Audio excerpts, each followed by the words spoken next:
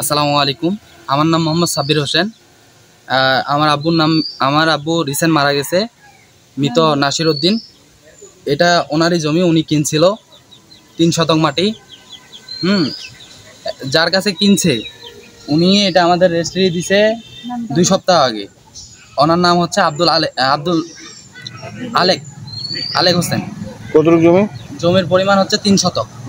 3 শতক জমি আমরা রেজিস্ট্রি করে নিছি 1 বছর আগে।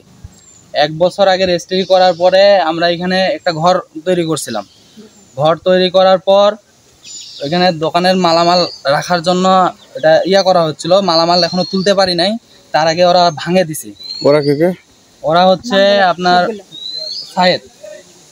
আব্দুল সায়েদ, তারপরে পিতার নাম পানারউদ্দিন, তারপর হচ্ছে লুৎফর মাস্টার, পিতার নাম পানারউদ্দিন, তারপরে হচ্ছে ইনসান, পিতার নাম পানারউদ্দিন, আব্দুর রহমান, পিতার নাম হচ্ছে পানারউদ্দিন।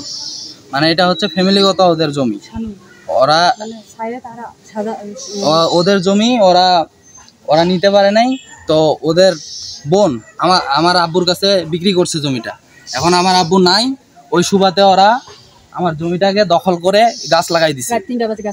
রাত 3টা বাজে গাছগুলা লাগাই দিছে। আমার এখানে একটা ঘর ছিল, প্রায় মনে করেন 30-35 হাজার টাকা দামের একটা ঘর ছিল, টিনের ঘর লাগাইছি। মানে দোকান করার জন্য যা লাগে সবকিছু করা হয়েছে, ওগুলা ওরা ভাঙে চুরে নিয়ে গেছে। মানে ওরা দেখাচ্ছে কি আমাদের জোর শক্তি বেশি। আমার তো আব্বু মারা গেছে, আমি মনে করেন শোকে আছি, আর আমার তো সেরকম লোক নাই। ওরা এই সুযোগটাই নিছে।